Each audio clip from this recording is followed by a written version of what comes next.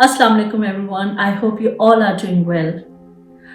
आज मैं एक बहुत इंपॉर्टेंट टॉपिक पे बात करने वाली हूँ और वो ये कि कपल्स में अक्सर आपने देखा है कि बहुत कॉन्फ्लिक्ट होता है कॉमन सी बातों पे, छोटी छोटी बातों पे।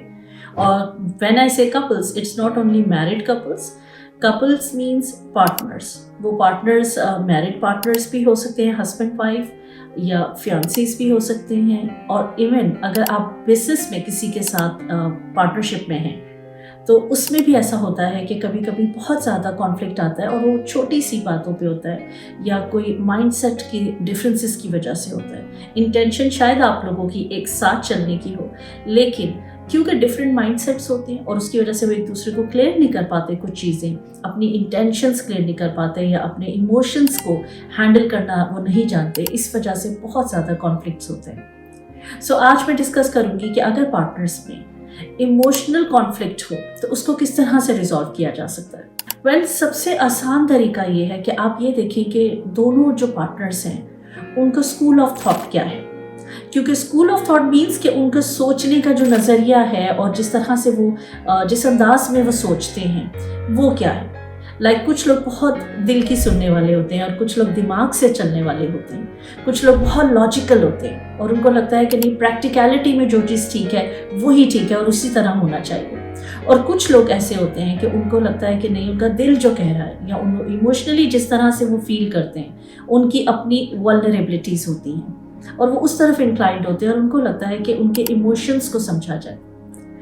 ये दिल और दिमाग की जंग वाली बात होती है कि दो पार्टनर्स अक्सर एक ही पॉइंट पे एक दूसरे के सामने आ खड़े होते हैं और कॉन्फ्लिक्ट बन जाता है। जब भी ऐसी सिचुएशन हो कि एक पार्टनर बहुत लॉजिकल होकर सोच रहा है और एक पार्टनर बहुत इमोशनल है, तो सबसे पहले उस पार्टनर को केटर करें जो इमोशनली वल्नरेबल है, यानी कि जो बहुत इमोशनली चार्ज्ड है।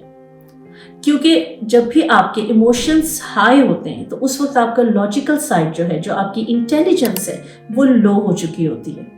साइकोलॉजी ये कहती है कि जब भी आप इमोशनली बहुत हाई होते हैं तो आपकी इंटेलिजेंस डाउन होती है और उस वक्त आपके सोचने समझने की सलाहियत या कोई सही फैसला लेने की सलाहियत कम हो चुकी होती है। जब भी कोई पार्टनर इमोशनली चार्ज्ड हो तो पहले हमेशा उसके इमोशंस को वैलिडेट करें, एक्नॉलेज करें। आप अपने पार्टनर को ये कह सकते हैं कि मैं समझ सकता हूँ कि तुम इस तकलीफ से गुजर रही हो, या ये तुम्हारे जो इमोशंस हैं ये वैलिड हैं, तुम्हारे लिए मुश्किल हो रही होगी इनको हैंडल करना या इस सिचुएशन से गुजरना। It must be very painful for you और it must be very challenging for you. आप उनके इमोशंस को एक्नॉलेज ज़रूर करें। ये वो टाइम होता है जब आप उनके साथ अपनी बॉन्डिंग को और अच्छा मजबूत बना सकते हैं। एक ट्रस्ट जो होता है रिलेशनशिप का, वो कायम रख सकते हैं कि आप एक दूसरे की म्यूचुअल रिस्पेक्ट करते हैं। क्योंकि जब तक वो इमोशनली चार्ज पर्सन थोड़ा सा सबसाइड नहीं करेगा, अपने इमोशंस को थोड़ा सा वो वापस से बैक टू स्टेबल स्टेट नहीं आएगा, तब तक वो आप जितनी भी उसको लॉजिक्स दें, जितना भी उसको समझाने की कोशिश करें, प्रैक्टिकलिटीज़ बताएं, वो समझ ही नहीं सकते। सबसे पहले आपने उनके इमोशंस को वैलिडेट करते हुए उनको बहुत अच्छे मैच्योरली हैंडल करना है और उसके बाद जब वो थोड़ा सा सबसाइड कर लें अपने उस स्टेट को, बाद में आप लॉजिकली अपनी चीज़ को एक्सप्लेन कर सकते हैं। जो लॉजिकल साइड या प्रैक्टिकल साइड है वो हमेशा बाद में डिस्कस कर सकते हैं। कभी भी आप फोर्सफुली कोई भी काम किसी भी इमोशनल इंसान से तब तक नहीं करवा सकते जब तक उसके इमोशंस बहुत हाई हैं, चार्ज्ड अप हैं।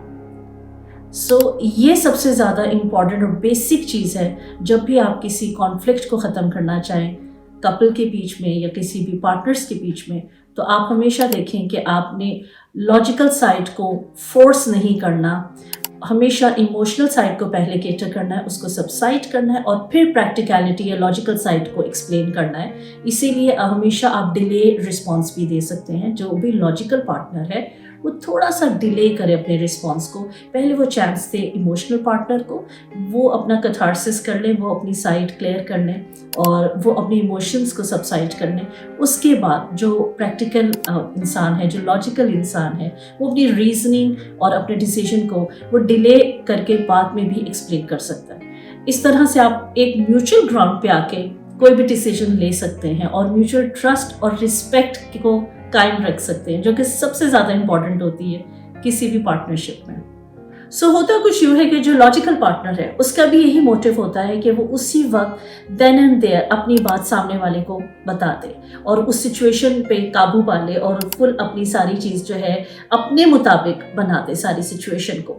लेकिन याद रखें, अगर आप किसी डूबते हुए इंसान को स्विमिंग क्लासेस देना शुरू कर दें तो वो लेक्चर्स उसके उस वक्त काम नहीं आएंगे जब वो डूब रहा है, बल्कि उस वक्त तो उसको बचाने का टाइम है, उस वक्त उसको उस तकलीफ से निकालने का टाइम है। सो जब भी कोई इमोशनली बहुत चार्ज होता है, इमोशनली डिस्टर्ब होता है, तो उस वक्त उसको आप ऐसे लेक्चर्स ना दें। उसको कभी ये ना बोलें कि ये इसमें रोने की क्या ज़रूरत है, या इसमें तुम इस तरह से क्यों सोच रहे हो, ये भी कोई परेशान होने वाली बात है।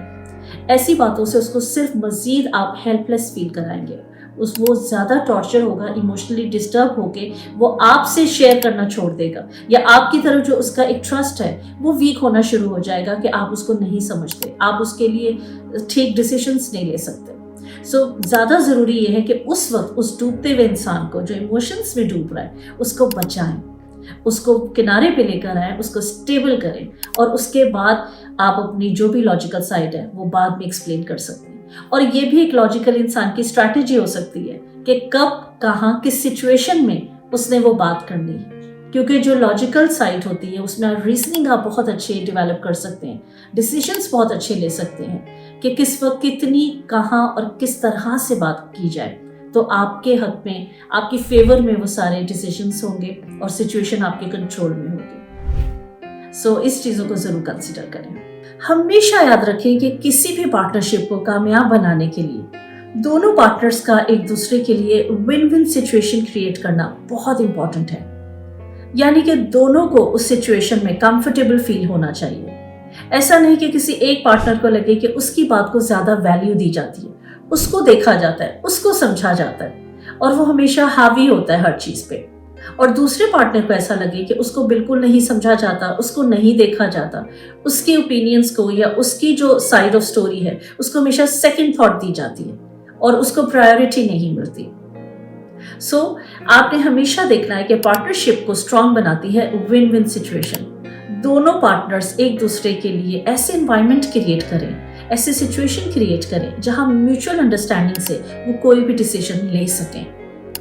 और इसी को बैलेंस करने के लिए जो आज मैंने आपको स्ट्रैटेजी बताई है वो बहुत हेल्प आउट करेगी कि कब आपने रीजनिंग से काम लेना है और कब आपने इमोशनल साइड को पहले कैटर करना है। तो इस तरह से आपकी पार्टनरशिप हमेशा बहुत स्ट्रांग रहेगी और लॉन्ग टर्म चलेगी। So I hope that this basic technique and this core strategy will help you a lot to resolve any conflict. Thank you so much for watching this video. Take care.